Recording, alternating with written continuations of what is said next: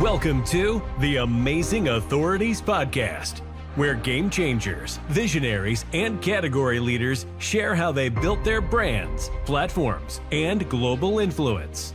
Your host is Mitch Carson, international speaker, media strategist, and creator of the Instant Authority System. If you're ready to learn from those who've done it and want to become the go-to expert in your space, you're in the right place. Kevin McShane is here today from north of the United States, a long way, probably about 30 miles is all it is, in Windsor, Ontario, Canada. Kevin, welcome to the Amazing Authorities Podcast. Mitch, I'm so delighted to be with you, and thanks so much for the invitation, my friend. Yeah, well, so tell us today, you're a podcaster yourself. I have to pay homage to somebody who's been doing this a long time.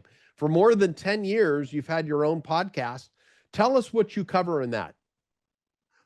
So the podcast I currently host is called Let's Have This Conversation. I've hosted it for about 5 years now. I've got just shy of 1,200 episodes, and the idea of the podcast is to talk about conversations that, what I like to say, move the needle of progress forward. So whether it be in business, whether it be in entrepreneurship, lifestyle, sports, or anything in between, I'm interested in having conversations that move the needle of progress forward, my friend.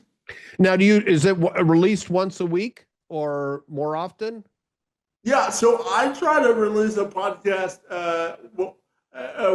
3 times a week, or depending on when I get guests to do the podcast, but it's usually about 3 times a week. Yeah. Well, that's fantastic. And your mission, purpose / passion is helping people with disabilities. And how did you fall into that space as a professional speaker? Yeah, I'll tell you, because, Mitch, I graduated college in 2010, and I graduated with a journalism degree. And when I graduated college, I went on 10 consecutive job interviews to become a sports reporter. And I heard a version of the same story 10 consecutive times. I would go into news directors' offices, and they would tell me I'm qualified, but because of my disability and the limited resources they had in the newsroom, they didn't want to hire me because they didn't think they could support me. So I did that 10 consecutive times, and then I kind of fell into speaking because I needed to make revenue and telling my story of perseverance. As I told you before we started this podcast, when I was 9 years old, I found out that I wouldn't be able to walk for the duration of my life. And based on my employment history, it took me 6.5 years out of college, Mitch, to get my first paying job. And ironically, it was helping the government look into why and how they could hire folks with disabilities more rapidly, and that's how I got my start in speaking, my friend. And what kind of companies do you speak for, or do they hire you on a fee base? And how does that work? Yeah, so I talk to both virtual. I do virtual and in-person speaking. So I talk a lot about the need to hire folks with disabilities. So those organizations, technology organizations that prioritize diversity, equity, and inclusion as a core mission of their ethos as a company. I talk to state governments about the importance of devoting resources to hiring folks with disabilities. But I also talk to corporations and associations about the importance of valuing their people as their most important asset, and how hiring folks with disabilities can be a competitive advantage for their company. And when you say advantages, how does that factor? So because that might be one of the roadblocks for people to understand. So I want them to understand from your perspective. Yeah, so when I talk about roadblocks, I'm talking about the uh, need for education on the positive benefits of hiring folks with disabilities, which is increased productivity, the lack of turnover when you hire and train staff, and the fact that they show up to work and they outperform their non-disabled counterparts by a clip of 90%. And Wow. hiring folks with disabilities can also increase your productivity from as much as 72 to 80%. So it's a lot of giving them the business case and education about why it's important to hire folks with disabilities and really bring them the practical reasoning behind the effort, my friend. Let's dig at some of those numbers you mentioned. And I would tend to agree just without the data, but I'm sure you have the data to back up your claims. The performance of a person of non-disability will be less because they might feel entitled. There might be some attitude components to it, versus a disabled person might be more appreciative and take their job more seriously. That's the initial thought. Is there any truth to that? That's exactly the crux of the stuff that I speak about, making the business case as to why it's important to hire folks with disabilities. And the stat that I like to use is that,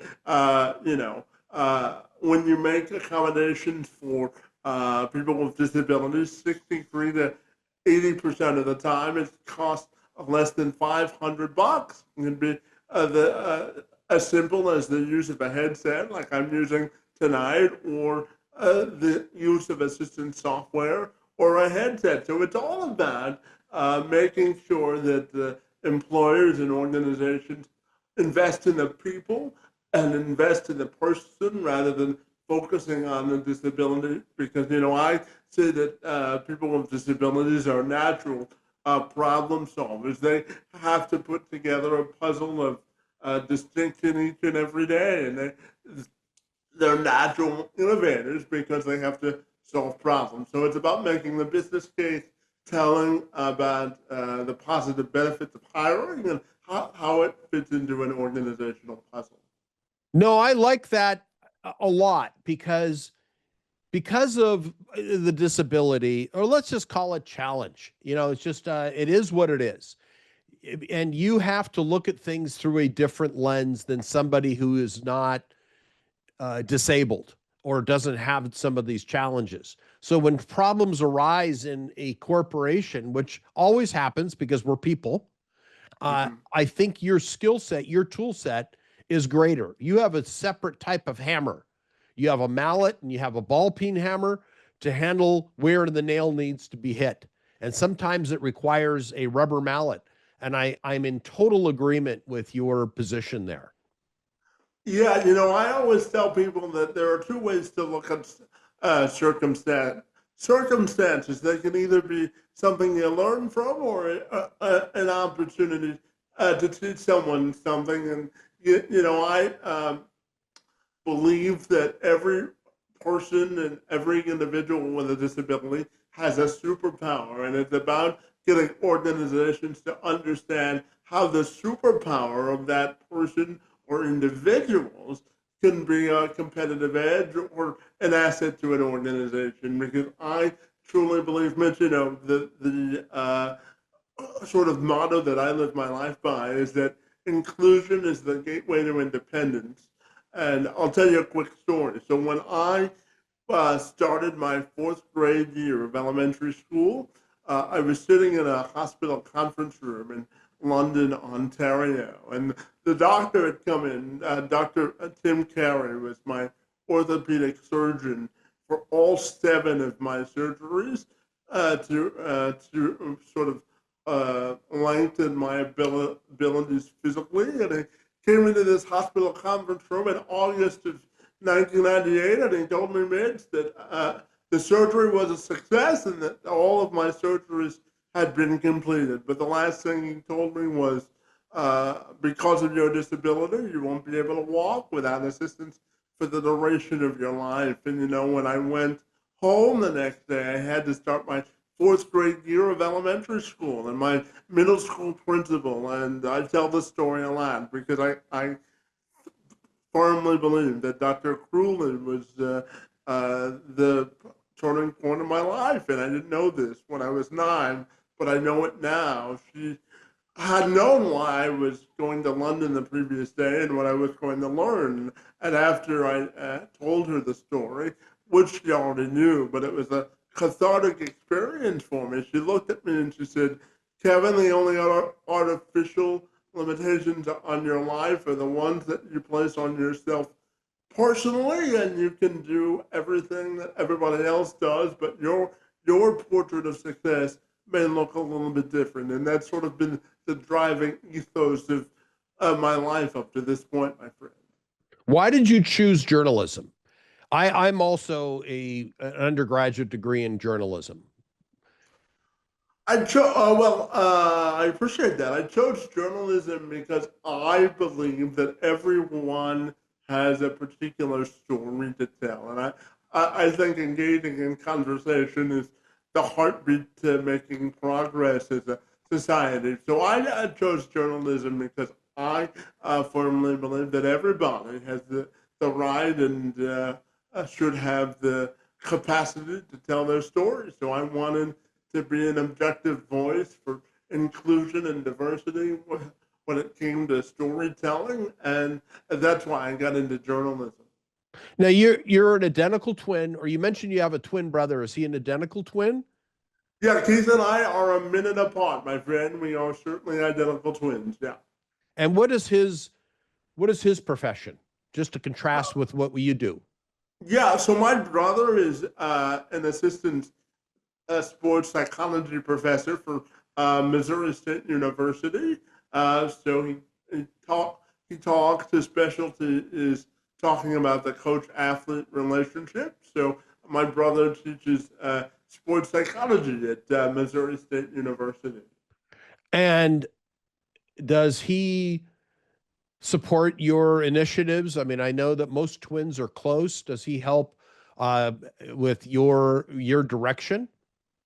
Yeah, so Mitch, we have a motto in our household that we always aim higher for bigger mountains, and the sort of ethos of our family is keep climbing to greater heights. And Keith is always someone who is pushing me to think forward and think beyond the limits of my capacity. So Keith has been a real big supporter. I also have two, one older and one younger sister, and they've always been supportive of me trying to define my own journey and path to prosperity, for sure. Are they in Canada with you, or are they in the U.S.? Your brother, it sounds like, defected. He went to the U.S. Oh my gosh, he left Canada. He did leave Canada because he stole something that the first lesson we learned in journalism school, Mitch, is you have to go where the jobs are. So that's right. why my brother defected to the States. But yeah, so my baby sister lives in Vancouver, and my other sister lives in Toronto. So we're all over the map, my friend. Well, she's in Toronto, which isn't too far from where you are. It's relatively close. Yes? Yeah, it's about 4 hours away, yeah. Okay, well, that's not bad. And what drives you, Kevin? That's an interesting question. You know, what drives me every day is I believe that everyone in life is given a deck of 52 playing cards, and it's up to all of us to sort of shuffle them in the direction that we want to go. And I'll tell you a quick story. So when I graduated college, the week after I graduated, I was asked to do a story about people with disabilities and social isolation. And the photographer who did the story and the reporter asked me to look out the window and think of one word that I wanted my future to be defined by. And the word I came up with was possibilities. So I always say, Mitch, that talent is an equally distributable commodity, but sometimes access to opportunities is not, my friend. So what drives me every day is building bridges of inclusion and the acceptance of all people of all abilities, because I believe that collaboration is the key to progress and that we all have something to contribute positively into the world. So. Do you embrace, all right, you've got an identical twin brother. I'm going to ask you a personal question, but I think you can handle it if you don't Yes, mind. of Okay. course. Yeah, because I've got the journalist background and sometimes the questions can be probing. And my intention is to help people with asking you an important question because if you didn't have a journalism background, I probably wouldn't probe the way I'm going to probe with my next question because I believe you can handle it. Do you feel that you got an unfair shake? Or do you feel that your disability has been a blessing? I've been asked versions of this question before, and Mm-hmm.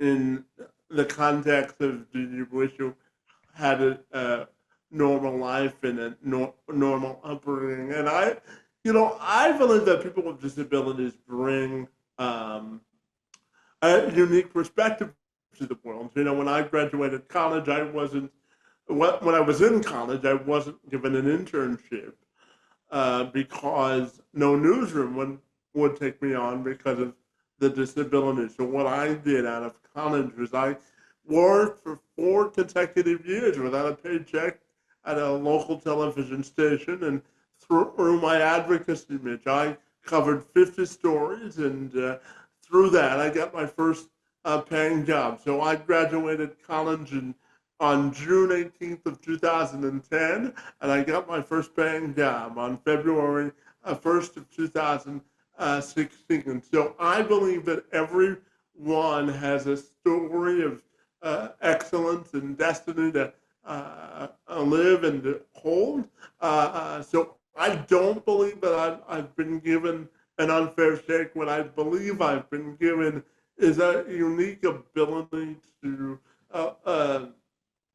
put things into perspective and then use that to my advantage, if that makes sense.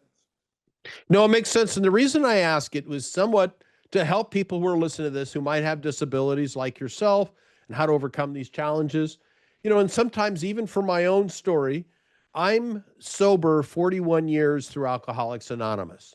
And I sometimes, when I was early in my addiction, I had a drug and alcohol problem because of my background. And I won't need to talk about it, but I had a less than perfect family background. Mm-hmm.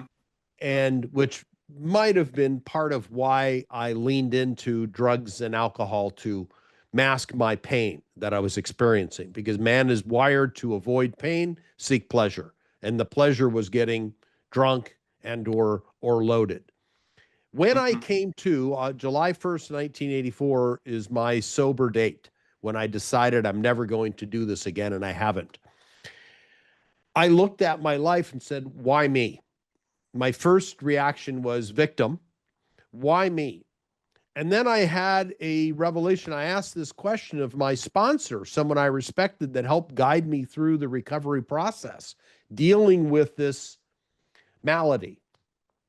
And he said, suck it up and deal with it. You can't change what's happened. You can only manage it the best way possible moving forward. I'm actively involved in that. And the blessing behind that, I didn't aspire to become an alcoholic. Nobody does. Nobody aspires to have a disability, but it's how we deal with it that defines us. Do you agree? Yeah, one of the things that I say during my speeches is that there's no 50% off policy when you have a disability. It's not like you can go back to the birthing store and say, I want to return this disability, right? So it's about making the best of your circumstances and really finding what your unique superpower is and running with it, because, I believe that we're all given the opportunity to run the race of impact, and it's up to all of us to sort of determine what that is. And, the diversity of perspective is what makes us a fair and equal and a diverse society. So I believe that, we're all given a set of circumstances, and then we have to make the best of the circumstances that we're given. Now, it's not always easy, but it defines what our unique sort of capability is as people. So, No, that's great. And you are a professional speaker. You've traveled throughout the United States and Canada with organizations, helping them lay out their policy about and how to deal with or hire people who have disabilities. Where can they get in touch with you, Kevin? Yeah. So all of my information is on my website, which is kevinmcshanspeaks.com. They can also connect with me on LinkedIn. And those are probably my two most active social media platforms. And I also host a podcast, as I mentioned, called Let's Have This Conversation. So they can find all of my stuff wherever they get their podcasts. If they want to listen to the podcast is also on YouTube as well. That's great, Kevin. You've been a great guest. Thank you for your time today. And I would love to invite you back in the future as a guest to illuminate the audience, because I think your topic is necessary, needs to be addressed and not swept under the rug. And you've touched me, and I think you've touched our listeners. And thank you for your time today. Mitch, you're so welcome, and I thank you for the privilege of engaging in conversation, my friend. This was a great chat, and I hope we get to do it again. Have a great day, okay? You too. Thanks for tuning in to the Amazing Authorities Podcast. If today's episode inspired you, take a moment to subscribe, rate, and leave a review. It helps more experts like you rise to the top. For behind-the-scenes access and free resources to boost your authority, head to MitchCarson.com. Until next time, stay amazing.